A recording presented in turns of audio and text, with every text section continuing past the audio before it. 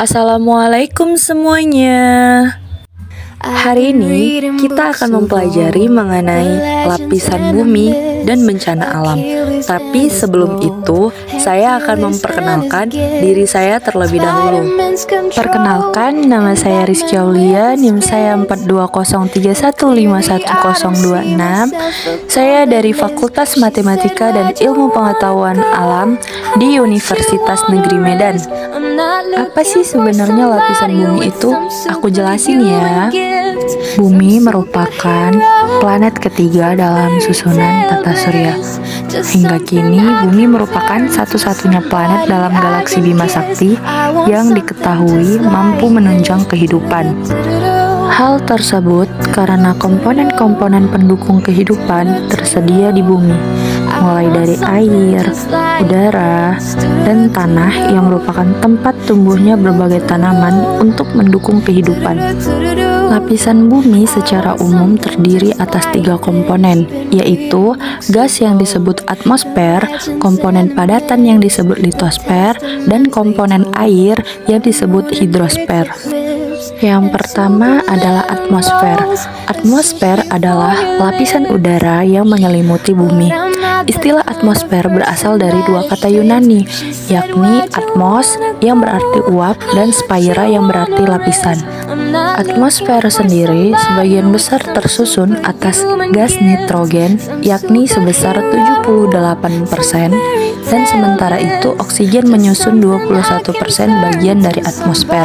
Sisanya, sebagian kecil, disusun oleh karbon dioksida, argon, dan beberapa gas lain. Atmosfer tersusun atas lapisan-lapisan penyusunnya, yang meliputi diantaranya troposfer. Troposfer merupakan lapisan atmosfer yang berada di bagian paling bawah. Ketinggian troposfer terhitung mulai dari permukaan laut hingga 10 km di atas permukaan laut. Untuk lapisan atmosfer yang kedua itu ada stratosfer. Stratosfer adalah lapisan atmosfer yang memiliki ketinggian antara 10-50 km dpl dan sebagian besar stratosfer terdiri atas gas ozon. Untuk lapisan atmosfer yang ketiga adalah mesosfer. Lapisan mesosfer adalah lapisan pelindung bumi dari benda-benda luar angkasa. Kebanyakan benda asing yang masuk ke bumi tidak akan bertahan dan terbakar habis saat melewati lapisan ini, seperti contohnya adalah meteor. Untuk lapisan atmosfer yang keempat adalah termosfer. Termosfer sendiri adalah lapisan atmosfer yang memiliki suhu paling tinggi. Lapisan termosfer ini memiliki ketinggian antara 85 sampai 500 km dpl. Untuk lapisan atmosfer yang terakhir itu ada eksosfer. Lapisan eksosfer terdapat pada ketinggian lebih dari 500 km dpl. Kandungan utama dari eksosfer adalah gas hidrogen, dan eksosfer memiliki sedikit molekul, sehingga gaya tekanannya sangat rendah. Selanjutnya ada tekanan udara atmosfer. Gas yang terdapat di atmosfer memiliki massa. Oleh karena itu, gravitasi bumi juga akan menghasilkan gaya tarik terhadap molekul gas dari atmosfer yang berada ratusan kilometer di atas bumi. Molekul gas atmosfer itu mengarah langsung ke permukaan bumi, sehingga akan menekan udara di bawahnya. Akibatnya, molekul udara di dekat permukaan bumi menjadi lebih rapat. Lalu ada lapisan ozon. Setelah terdapat oksigen di atmosfer, terbentuklah ozon atau O3. Ozon memiliki peran penting bagi keberlangsungan hidup organisme yang ada di bumi.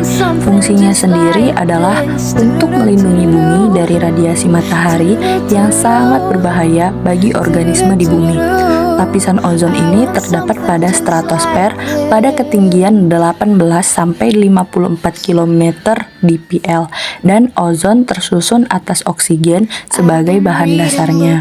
Lalu kita memasuki lapisan bumi yang kedua, yaitu litosfer. Litosfer adalah lapisan tanah atau bebatuan yang menyelimuti bumi. Litosfer sendiri berasal dari bahasa Yunani, yakni litos yang berarti batuan dan sapphira yang berarti lapisan, sehingga disimpulkan bahwa litosfer adalah lapisan batuan yang ada di bumi. Dalam arti luas, litosfer juga diartikan sebagai seluruh bagian padat bumi, termasuk intinya, seperti misalnya kerak bumi, mantel bumi, dan inti bumi. Yang pertama, kerak bumi. Kerak bumi itu terdiri atas kerak benua, yakni kerak bumi yang berada di daratan, dan kerak samudra, yakni kerak bumi yang berada di lautan. Yang kedua itu ada mantel bumi.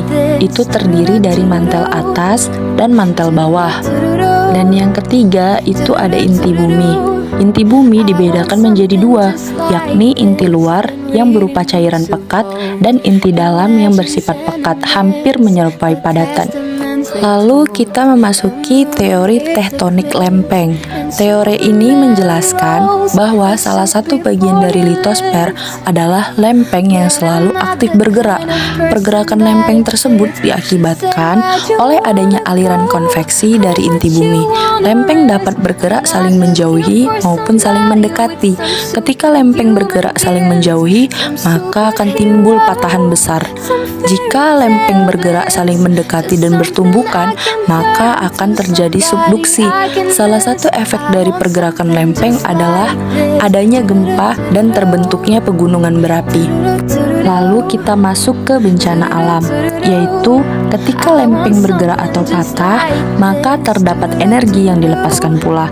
Energi tersebut mengakibatkan terjadinya getaran yang merambat melalui material bumi lainnya yang disebut dengan gempa bumi. Bencana alam yang selanjutnya adalah tsunami. Gelombang pasang tsunami disebabkan oleh adanya perubahan vertikal dasar laut karena terjadinya gempa bumi di dekat ataupun di dasar laut. Gempa bumi mengakibatkan air laut yang luar biasa banyaknya berpindah tempat secara mendadak. Gelombang tsunami bergerak keluar dari sumbernya ke segala arah. Gelombangnya bisa sangat panjang hingga menyeberangi lautan. Di Indonesia maupun di negara-negara lain, gempa bumi bawah laut yang menyebabkan pergeseran vertikal secara mendadak di dasar laut merupakan penyebab utama tsunami. Selanjutnya, kita memasuki komponen lapisan bumi yang ketiga, yaitu hidrosfer. Hidrosfer sendiri adalah lapisan air yang menyelimuti bumi. Hidrosfer berasal dari kata hidros yang artinya air dan sphaira yang berarti selimut.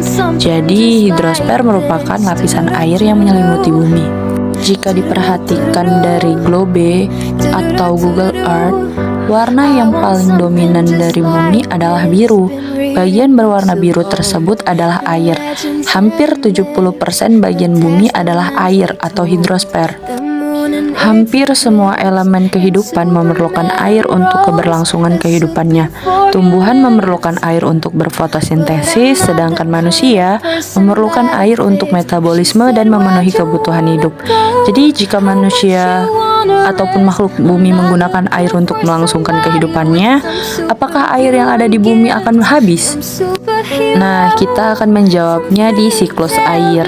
Jadi, air yang ada di bumi memiliki sebuah siklus yang dinamakan siklus hidrologi atau siklus air. Siklus hidrologi merupakan sebuah proses daur ulang air secara terus-menerus.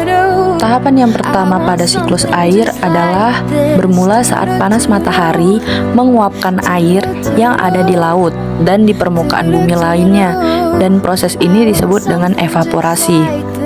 Lalu tahapan yang kedua, uap air tersebut akan berkumpul di angkasa dan terjadi proses kondensasi atau pengembunan hingga terbentuk awan. Setelah itu, awan tersebut kemudian akan berjalan sesuai dengan arah embusan angin. Penguapan yang terjadi setiap hari mengakibatkan uap yang menjadi awan semakin banyak. Jika awan sudah tidak dapat menampung uap dari evaporasi, maka uap air di awan akan turun sebagai hujan. Lalu kemudian, air hujan akan mengisi wadah cadangan air yang berada di permukaan bumi, meliputi berbagai danau, sungai, dan resapan air atau mata air. Nah, siklus ini adalah siklus yang berlangsung secara terus-menerus. Jadi, seharusnya jumlah air yang ada di bumi cenderung tetap sama. Namun, bisa saja terjadi sebaliknya. Di sebagian belahan bumi air tidak ada karena curah hujannya kecil, dan sebagian lagi justru berpotensi terkena banjir. Lalu ada bencana alam yang terakhir yang akan kita bahas, yaitu banjir. Saat wadah cadangan air yang berada di permukaan bumi terganggu, maka hal tersebut dapat menyebabkan bencana banjir. Misalnya, bagaimana tanah tidak dapat menjadi resapan air karena ditutupi oleh bangunan bertingkat, jalan beton, dan aspal. Baiklah, sekian pemaparan materi dari saya mengenai lapisan bumi dan bencana alam. Hendaknya, setelah kita mengetahui bahwasannya bumi memiliki beberapa lapisan yang sangat penting untuk menunjang keberlangsungan hidup manusia, seperti misalnya lapisan atmosfer yang sudah saya sebutkan tadi, yaitu lapisan yang melindungi bumi kita dari berbagai radiasi matahari ataupun benda luar angkasa yang akan menyerang bumi.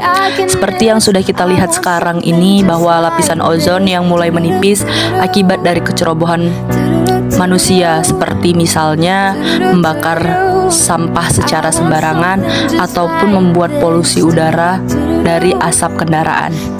Untuk itu, marilah mulai dari hari ini kita peduli akan keselamatan bumi kita, agar sekiranya kita pun bisa meminimalisir bencana alam yang akan datang.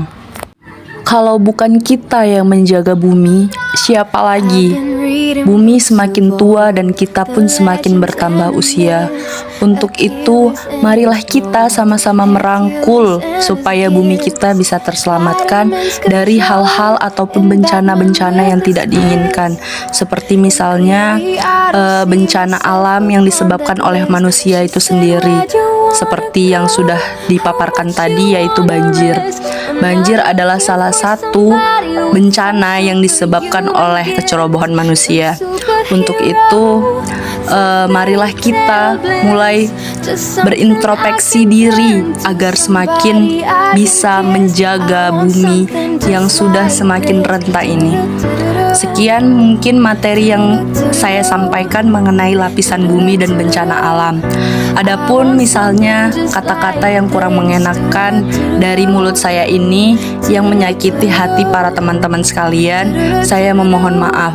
Wabillahi taufik wal hidayah. Wassalamualaikum warahmatullahi wabarakatuh. Dan semoga video ini bisa bermanfaat untuk kalian semua. Terima kasih.